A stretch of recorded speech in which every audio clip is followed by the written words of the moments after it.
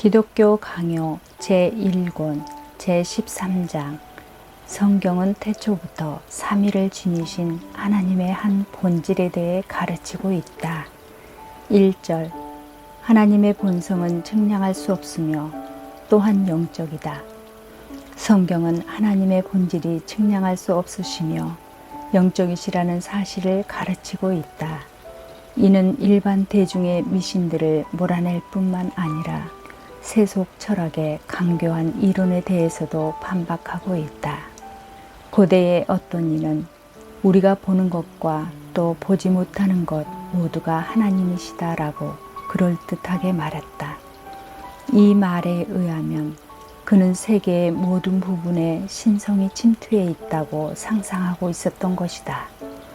그러나 하나님께서는 비록 우리의 생각을 신중하게 하시기 위해 자신의 본질에 대하여 충분히 나타내지는 아니하셨을지라도 내가 이미 말한 바 있는 두 특성을 통하여 인간의 어리석은 상상을 물리치실 뿐만 아니라 인간의 교만을 억제하시는 것이다.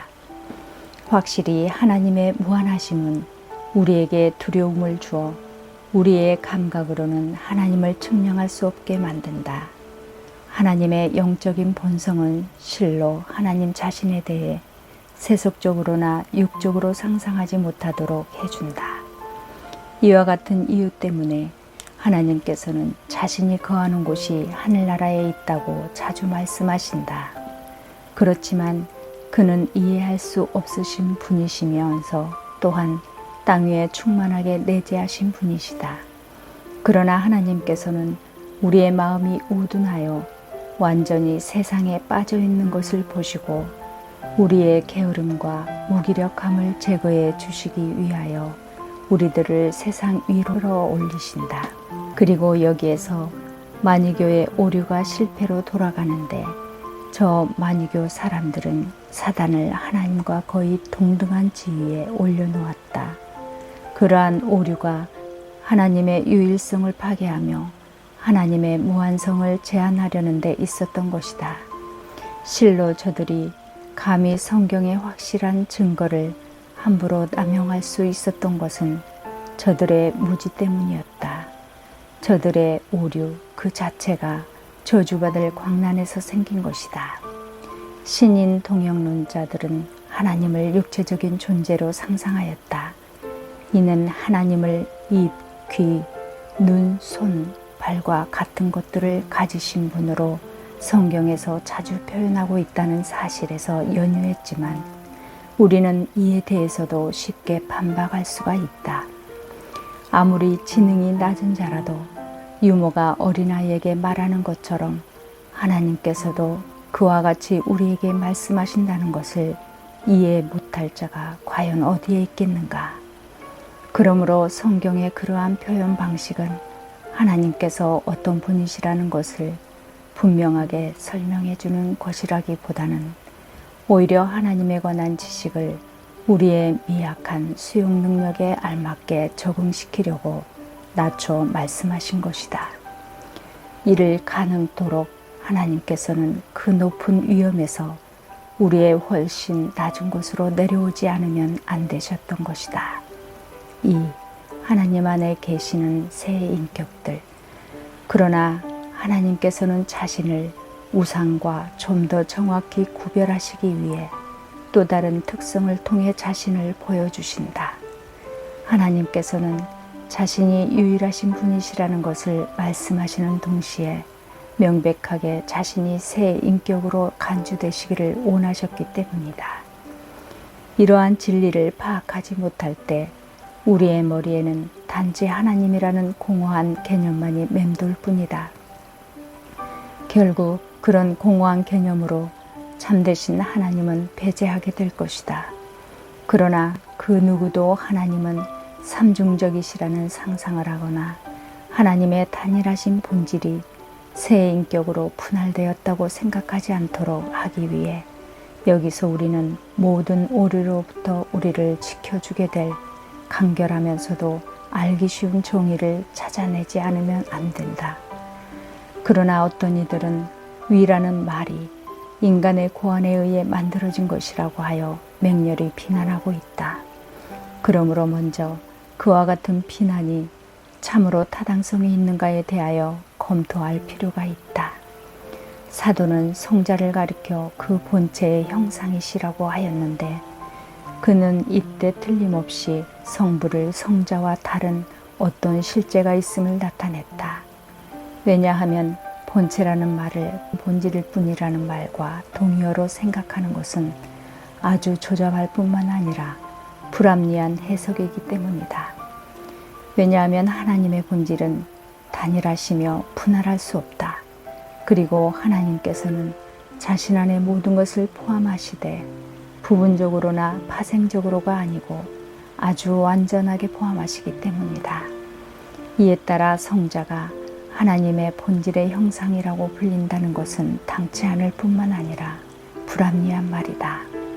그러나 성부는 비록 자신의 고유한 특성에 있어서는 구별되었지만 성자 안에서 전적으로 성부 하나님 자신을 나타내셨기 때문에 성부 하나님께서 성자 안에서 자신의 본체를 나타내셨다고 주장하는 것은 충분한 이유가 된다. 이것은 같은 구절에서 그가 하나님의 영광의 광채라는 말씀과 잘 조화를 이루고 있다. 우리는 사도의 이 같은 말을 통하여 성자 안에 있는 바로 그 본체가 성부 안에 있다고 결론 지을 수 있다. 또한 이 사실에서 우리는 성자에게도 본체가 있으며 이것이 바로 성자를 성부와 구별시켜 준다는 것을 쉽게 확인할 수 있다. 이와 같은 논리로 성령에게도 적용시킬 수가 있다. 왜냐하면 우리가 이제 곧 성령이 하나님이시라는 사실을 증명하게 되겠지만 그러나 성령을 성부와 구별된 분으로 생각하지 않으면 안 되기 때문이다. 그러나 이것은 본질의 구별이 아니다. 본질을 다양화한다는 것은 옳지 않다. 그러므로 사도의 증거를 그대로 믿는다고 하면 하나님께서는 새 본체가 있는 것이다. 라틴 교부들은 이 말을 위라는 말로 표현했는데 이와 같은 명백한 문제를 가지고 논쟁을 한다는 것은 지나치게 까다로운 처사요. 심지어는 완고한 일로 생각된다. 구태여 이 말을 직역하기 원한다면 실제라는 말로 부를 수 있을 것이다. 많은 사람들은 이와 똑같은 의미로 실체라는 말을 사용하였다. 위라는 말은 라틴 교부들만이 아니라 히랍의 교부들도 사용하였는데 아마 이 교리에 동의한다는 것을 입증하기 위해서 사용했을 것이다. 그리하여 그들은 하나님 안에서 새 프로소파가 존재한다고 가르쳤던 것이다. 히랍의 교부들이나 라틴 교부들은 비록 용어상으로는 어떤 차이점이 있겠지만 그 실질적인 내용에 있어서는 완전히 일치하고 있는 것이다. 3. 삼위일체와 위라는 같은 표현은 성경 해석에 도움을 주므로 허용할 수 있는 표현이다. 이단자들은 위라는 말에 대하여 악담을 토하고 또한 어떤 까다로운 사람들은 그 말이 인간의 마음에서 나온 말이기 때문에 그대로 인정할 수 없다고 부르짖고 있다. 하지만 삼위가 존재한다는 것과 이 삼위의 각자가 바로 완전히 하나님이시라는 것, 그러면서도 하나님은 여러분이 아니고 한 분이시라는 우리의 확신을 결코 허물어뜨릴 수 없다. 그러므로 성경이 증거하고 보증하는 바를 설명하는데 지나지 않는 그 용어들을 부인한다는 것은 얼마나 사악한 일인가.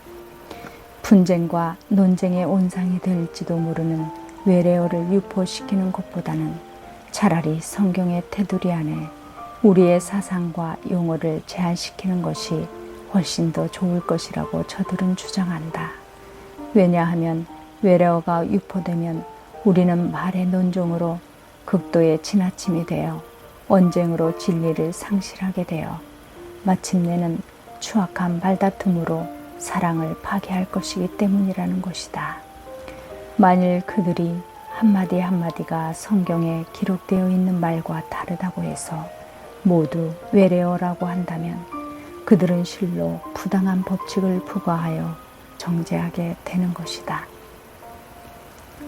그러나 만일 저들이 말하는 소위 외래어라는 것이 신기하게 고안되어 미신적으로 변호되고 계명보다는 논쟁을 일으키며 불순하고 무익하게 사용되고 또 거친 말투가 경건한 자들의 귀를 거슬리게 하며 사람들로 하여금 하나님 말씀의 단순함에서 떠나게 하는 그런 것이라고 한다면 나는 진심으로 저들의 건전한 의견을 받아들일 용의가 있다. 왜냐하면 하나님에 관하여 말할 때에도 하나님에 관하여 생각할 때와 마찬가지로 경건한 마음으로 말해야 한다고 생각하기 때문이다. 우리들 스스로의 힘으로 하나님에 대하여 생각하는 것은 언제나 어리석으며 하나님에 대하여 말하는 것은 모두 불합리한 것이다. 그러나 다음과 같은 어떤 표준이 유지되지 않으면 안 된다. 즉, 생각하는 것과 말하는 것의 확실한 규범을 성경에서 찾고 마음의 생각과 입으로부터 나오는 일체의 말을 여기에 순응시켜야 한다는 것이다. 그러나 우리가 이해하기 어렵고 난해한 성경의 내용들을 보다 명백한 말로 설명하는 것을 누가 못하게 하겠는가?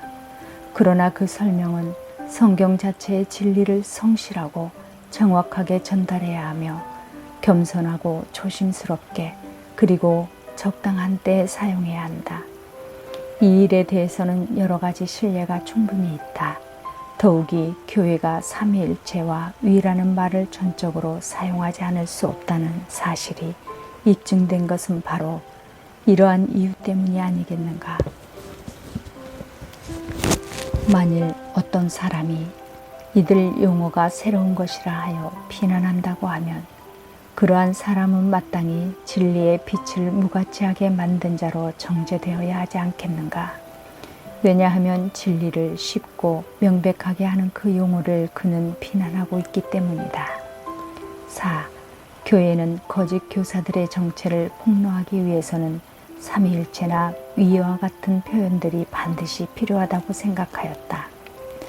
그러나 진리를 떠나 회피하는 거짓 비난자들을 대항해서 진리를 주장하게 될 때에는 이러한 신기한 용어는 특히 유용하다. 오늘날 우리는 순수하고 건전한 교리의 적들을 물리치기 위해 부단한 노력을 기울인 풍부한 경험을 가지고 있다. 이 교활한 뱀과 같은 자들을 용감하게 추적하여 붙잡아 짓밟아 버리지 않는 한 비뚤어지고 사악한 마음의 소유자들인 저들은 교묘하게 빠져 달아나 버릴 것이다.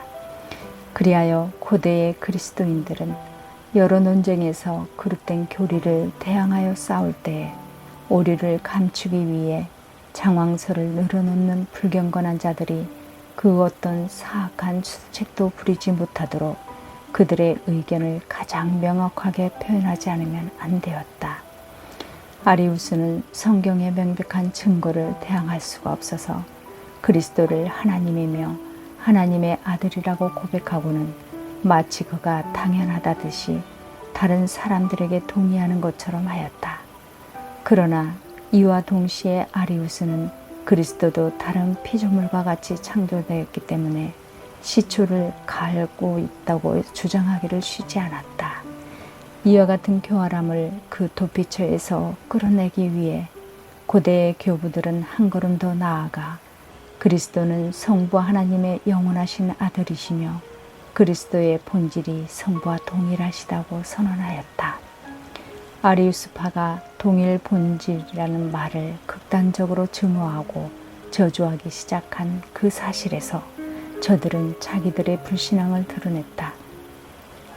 그러나 만일 그들이 처음부터 성실하고 진실되게 그리스도를 하나님으로 고백하였더라면 그들은 그리스도가 성부와 동일 본질이라는 것을 부정하지 않았을 것이다.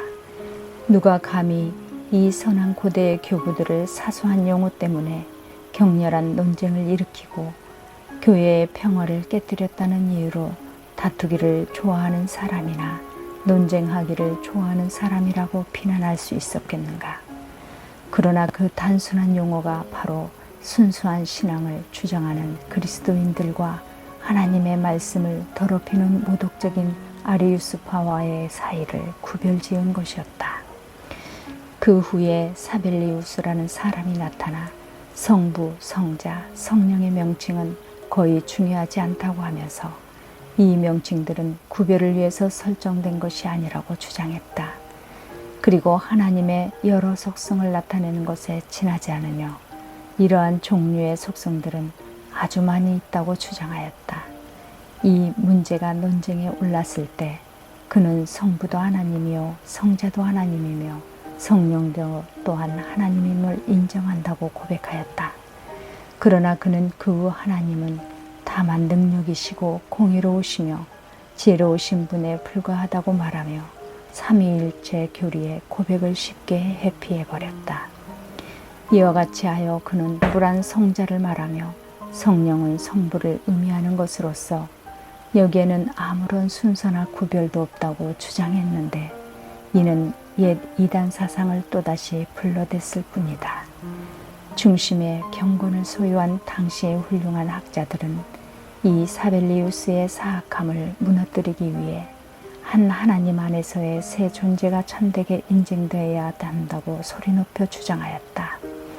그리고 그들은 사벨리우스의 사악한 교활함을 대항하여 명백하고 단순한 진리로 그들 스스로를 방어하기 위해 한 분 하나님 안에 삼위가 존재한다는 사실, 즉 같은 말이지만 하나님의 유일성 안에 삼위가 계신다는 사실을 진심으로 확언하였던 것이다. 오늘의 기도, 유일하시고 참되신 하나님을 아는 지식이야말로 얼마나 중요한지를 깨닫는 계시가 될 것입니다. 삼위일체 교리는 기독교 신앙의 기본 교리에 해당할 뿐만 아니라 삼위일체 교리야말로 기독교 신앙의 모든 교리의 중심입니다. 우리가 이 교리에 있어서 참된 지식을 갖고 바르게 적용하는 신앙의 도리를 갖추도록 인도하여 주옵소서. 영원하신 예수 그리스도를 믿음으로 말미암아 삼위 하나님께로 나아가는 이 진리를 알고 이 진리 안에 머물기를 원합니다. 주 예수 그리스도의 이름으로 기도하옵나이다. 아멘.